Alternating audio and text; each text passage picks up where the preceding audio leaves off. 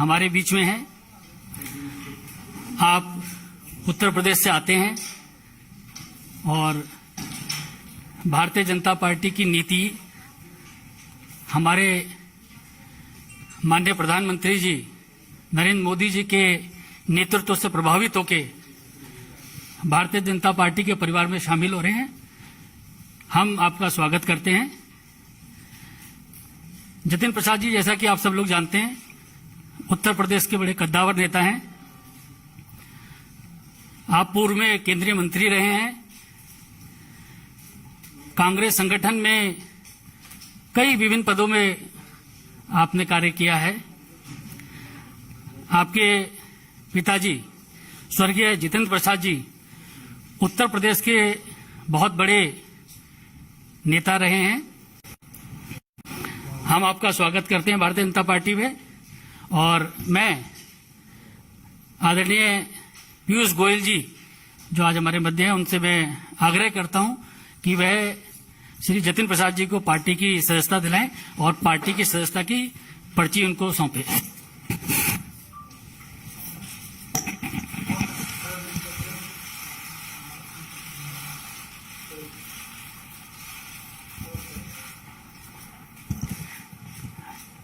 आदरणीय पीयूष गोयल जी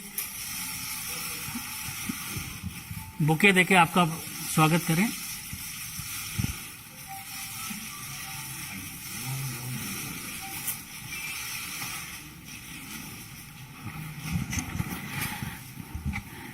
इस अवसर पर मैं केंद्रीय मंत्री आदरणीय पीयूष गोयल जी से आग्रह करूंगा कि जतिन प्रसाद जी का शब्दों के माध्यम से स्वागत करें।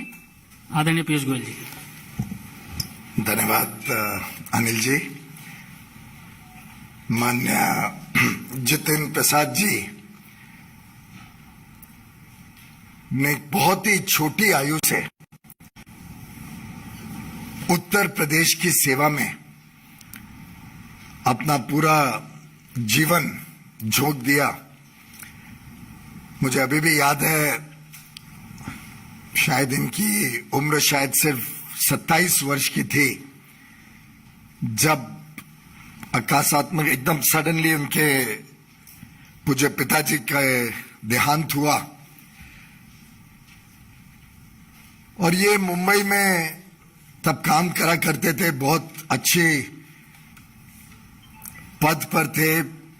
दोन स्कूल से पढ़ाई की, श्रीराम कॉलेज से, दिल्ली के विख्यात कॉलेज से पढ़ने के बाद एमबीए करने के बाद अपने काम में लगे थे जब बहुत छोटी उम्र में उनको परिवार को ये धक्का पड़ा।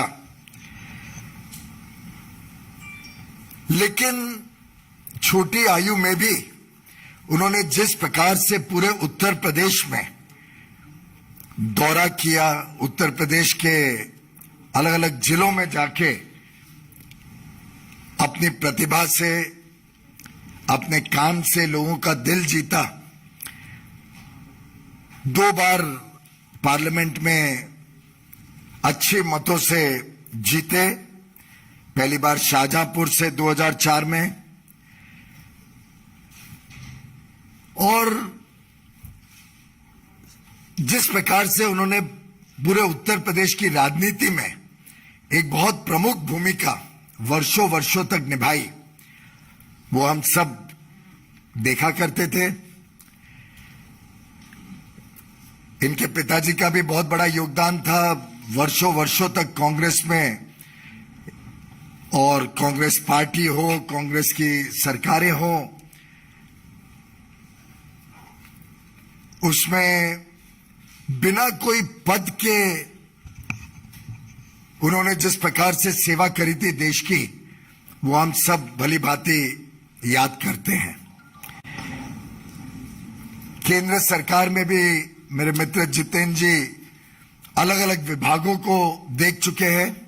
मिनिस्टर के नाते काफी बड़ा अनुभव है उनका, चाहे वो इस्पात मंत्रालय हो, चाहे पेट्रोलियम एंड नेचुरल गैस हो, चाहे वो सड़क परिवहन हो या एजुकेशन मिनिस्ट्री, चारों में उन्होंने अपनी छाप छोड़ी थी। मुझे तो एक पर्सनल अनुभव भी है। मैं याद करता हूं कि जब ये पहले कांग्रेस की सरकार थी तब इन्होंने बहुत प्रयत्न करके उत्तर प्रदेश में अपने क्षेत्र में एक मीटर गेज से ब्रॉड गेज लाइन कन्वर्जन स्वीकृत तो करा पाई, लेकिन उसको गति नहीं दिलवा पाए थे कि वो जल्द से जल्द खत्म हो, जल्द से जल्द वो पूरा हो काम। मोदी जी की सरकार 2014 में आए तब ये सांसद नहीं रहे, लेकिन उत्तर प्रदेश की जनता की सुविधाएं सुधरे, उत्तर प्रदेश में अपने क्षेत्र में काम चालू रहे, उसके लिए लगातार पीछे पड़े रहे और रेल मंत्रालय के पीछे ऐसा पड़े रहे कि उन्होंने उस प्रोजेक्ट को कंप्लीट करवाया मोदी सरकार आने के बाद।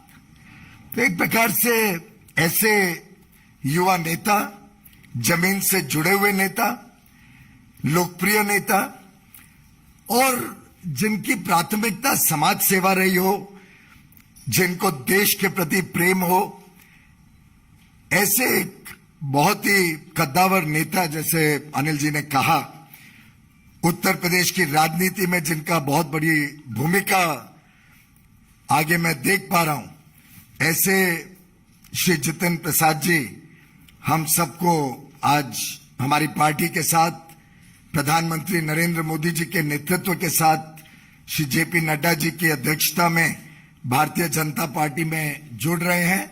मैं इनका तहे दिल से स्वागत करता हूं और मुझे विश्वास है कि इनके आगमन से पार्टी को भी बल मिलेगा और जितेंद्र प्रसाद जी को देश सेवा, समाज सेवा के लिए एक अच्छा मौका मिलेगा। जितेंद्र जी, आप भी कुछ कहना चाहें? बहुत बहुत धन्यवाद आदरणीय पीयूष गोयल जी, आपने जो मेरे बारे में जो वक्तव्य रखा। अनिल बलूनी जी, आपका भी धन्यवाद। सर्वप्रथम तो मैं आज के इस दिन भारतीय जनता पार्टी के राष्ट्रीय अध्यक्ष श्री जेपी नड्डा जी, देश के यशस्वी प्रधानमंत्री आदरणीय नरेंद्र मोदी जी, देश के कर्मयोगी गृह मंत्री आदरणीय अमित शाह जी और समस्त भारतीय जनता पार्टी नेतृत्व का मैं धन्यवाद अर्पित करता हूं कि उन्होंने आज इस भारतीय जनता पार्टी परिवार में मुझे सदस्यता और सम्मान दिया है। और ये मेरे राजनीतिक जीवन का एक नया अध्याय शुरू हो रहा है। जैसे कि आप जानते हैं, मेरा कांग्रेस पार्टी से 3 पीढ़ियों का साथ रहा है। तो ये महत्वपूर्ण निर्णय जो मैंने लिया है, बहुत विचार मंथन और सोच के बाद मैं इस फैसले पे पहुंचा हूं। और सवाल ये नहीं है आज कि मैं किस दल को छोड़ के आ रहा हूं, मगर सवाल ये है कि किस दल में जा रहा हूं और क्यों जा रहा हूं। ये मैंने पिछले कुछ वर्षों से 8-10 सालों से महसूस किया है अपने अनुभव में, राजनीतिक जीवन में, लोगों से मिलकर भ्रमण करके देश भर में, कि अगर आज कोई इस देश में असली माने में कोई राजनीतिक दल है जो संस्थागत इंस्टीट्यूशनल दल है,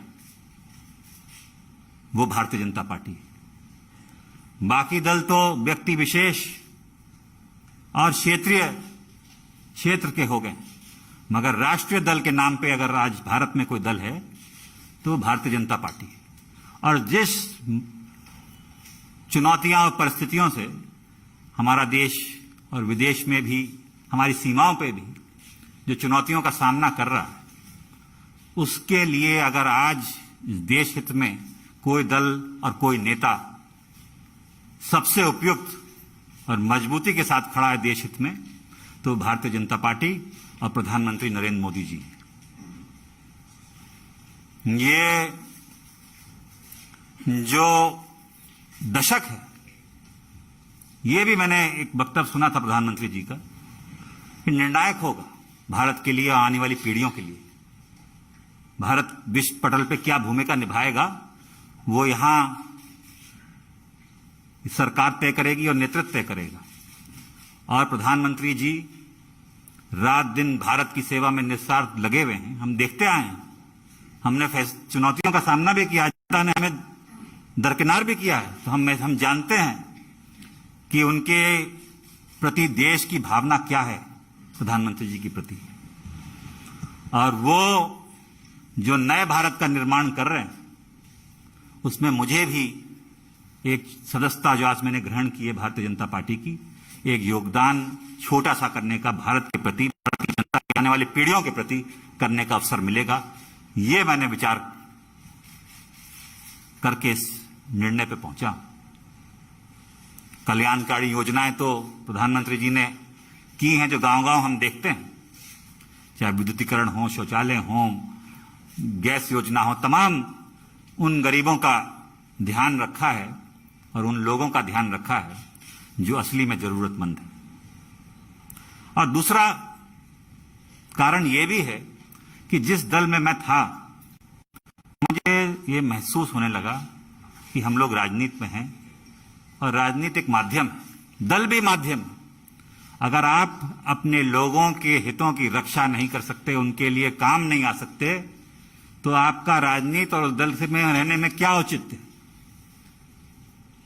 तो यही मेरे मन में, और चाहे वो देश हित हो, चाहे वो प्रदेश हो, चाहे वो जिला हो, अगर आप अपने लोगों के उपयोग नहीं आ सकते, उनके सहायता के लिए आप मौजूद नहीं हो सकते और आपके इस लायक नहीं हैं कि आप अपनी जनता के हितों की रक्षा कर पाएं, तो वो मुझे महसूस होने लगा कि वो कांग्रेस पार्टी में नहीं कर पा रहा।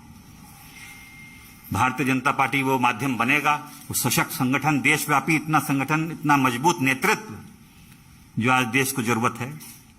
मैं इस वक्त ज्यादा बोलना नहीं चाहता, मेरा काम बोलेगा। मैं धन्यवाद देना चाहता हूं सभी मेरे उन कांग्रेसजनों का जिनका मुझे आशीर्वाद मिला और साथियों का इतने वर्ष तक।